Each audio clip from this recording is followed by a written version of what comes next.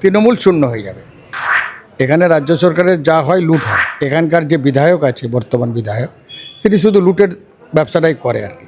উন্নয়নের কোনো বালাই নেই। হসপিটাল আছে কিন্তু কোনো ডাক্তার নেই, কোনো রকম পরিষেবা নেই, কিচ্ছু নেই, সব বন্ধ হয়ে পড়ে আছে। আমরা মৌসুমকে যদি এখানে প্রার্থী করা হয় তাহলে রহিম বক্সি এখান থেকে হাত গুটিয়ে চলে যাবে। রহিম বক্সির কোনো থাকবে না।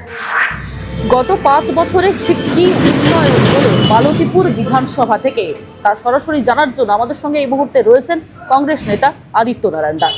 প্রথমে আপনাকে বাংলা হান্টে স্বাগত জানাই এবং সরাসরি যে প্রশ্নে চলে যাচ্ছে আমি, যে মালতীপুর বিধানসভায় ঠিক কি কি কাজ হলো? রাজ্য সরকার তো বারে বারে দাবি করছে উন্নয়ন হয়েছে রাজ্যের বিভিন্ন প্রান্তে, আপনার কি একই মত? দেখেন, উন্নয়ন হয়নি সেরকম কোনো কিছু, শুধু লুট হয়েছে। উন্নয়নের গল্প বললে ভুল হবে। এখানে রাজ্য সরকারের যা হয় লুট হয়।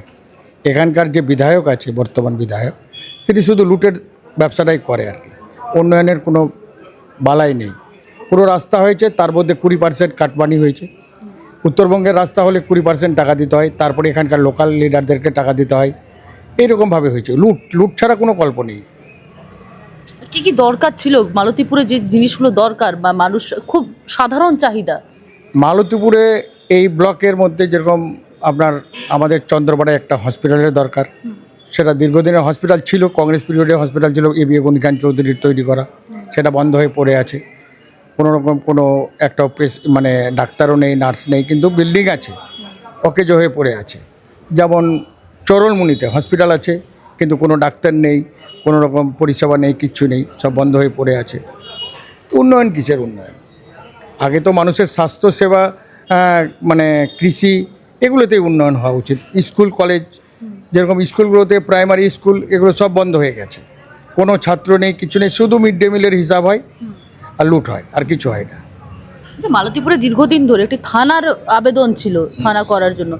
এই রাজ্যের যিনি বিধায়ক, মানে এই এলাকায় যে বিধায়ক রয়েছেন, তার সরকারের থাকাকালীন কি আদেও হলো থানা, বা থানা হওয়ার কোনো পরিকল্পনা কিছু কি হলো?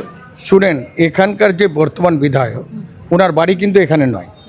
উনি হচ্ছেন রতুয়ার বিধায়ক, রতুয়ার বাড়ি। উনি সবসময়ের জন্য যা কিছু করতে চাই রতুয়াতেই করতে হয়। আমাদের এখানকার থানাকে উনি তুলে নিয়ে চলে গেছেন শামসিতে। আমাদের দীর্ঘদিনের দাবি মালতীপুরে থানা হোক, আমরা জায়গাও দেখিয়ে রেখেছি।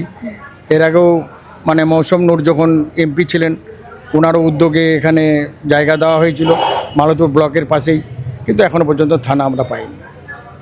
আপনাদের তো কংগ্রেসের যে ঘরানা ছিল, সেই জায়গায় দাঁড়িয়ে কংগ্রেসের প্রার্থী হিসেবে আপনারা কি চাইছেন, কি স্ট্র্যাটেজি রাখছেন আপনারা সামনের বিধানসভা নির্বাচনে, যাতে করে এই যে মালতীপুর বিধানসভা সিট যে আসন, সেই আসন আবার কংগ্রেসের দিকে ফিরে আসে? কি স্ট্র্যাটেজি রাখছেন? দেখেন, এটা হচ্ছে কংগ্রেসের মাটি। মালতীপুর বিধানসভায় লোকসভার ভোটেও প্রমাণ হয়ে গেছে, আমরা 16,000 ভোটে এখানে এগিয়ে আছি। এখানে যদি আমাদের প্রার্থী সেরকমভাবে দল চিন্তাভাবনা করে, আমরা প্রস্তাব পাঠিয়েছি। 1 নম্বরে মৌসুম বেনিজির নূর, এক্স বিধায়ক হিসাবে আলবেরুনি আছে, নাম 3টে চেয়েছে। আমরা মৌসুমকে যদি এখানে প্রার্থী করা হয় তাহলে রহিম বক্সি এখান থেকে হাত গুটিয়ে চলে যাবে। রহিম বক্সির কোনো থাকবে না এখানে। তৃণমূলের কোনো খোরাক নেই, এমনি নেই। তৃণমূল হারবে, কিন্তু আমাদের প্রার্থীর মুখটা চাইছি আমরা। শুধু আমরা চেয়েছি মৌসুম বেনিজির নূরকে এখানে প্রার্থী করে দিক, এখানকার সিটটা কংগ্রেস উপহার পাবে। আচ্ছা, মৌসুম নূর যে তৃণমূলে গিয়েছিলেন, সেখানে কোথাও গিয়ে কংগ্রেসের কোথাও ফাটল পড়েনি কর্মীদের মনে? একটা শুনেন, মৌসুম বেনিজির নূর যখন তৃণমূলে যায়, তখন তৃণমূলের সিট কিন্তু এখানে মালদা জেলায় 8টা পেয়েছিল। এটা একটা বড় প্রভাব। মৌসুম নূর আবার ব্যাক করে এসছে। আমাদের কংগ্রেসের একটা আমরা আশার আলো দেখছি যে এখানে তৃণমূল শূন্য হয়ে যাবে মালদাতে। মৌসুম ব্যাক করার পরে তৃণমূল কিন্তু শূন্য হয়ে যাবে। এবার আপনারা নিশ্চয়ই লোকসভার নিরিখেই দেখতে পাচ্ছেন যে আমরা 8টা বিধানসভায় এগিয়ে আছি। যেমন হরিশ্চন্দ্রপুর, চাচল, মালতীপুর, রতুয়া, এই লোকসভায় 4টে। আর ওই লোকসভাতে আপনার বৈষ্ণবনগর, সুজাপুর, বৈষ্ণবনগর, মথাবাড়ি, সুজাপুর, মানিকচক, এগুলো এগিয়ে আছে। তো এমনি আমরা 6-7টা সিট পাবো ওই নিরিখে। যদি মৌসুম নূর তো ব্যাক করেই গেছে, মৌসুম নূর গেছিলো 8টা সিট পেয়েছিল, এবার শূন্য হয়ে যাবে, তৃণমূল শূন্য। এটা নিশ্চিন্তে আমরা বলতে পারি।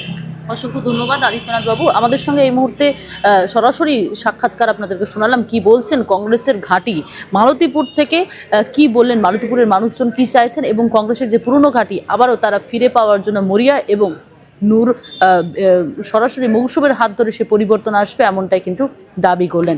ক্যামেরায় শুভদীপের সঙ্গে শোভনের রিপোর্ট, বাংলাহান, মালতীপুর।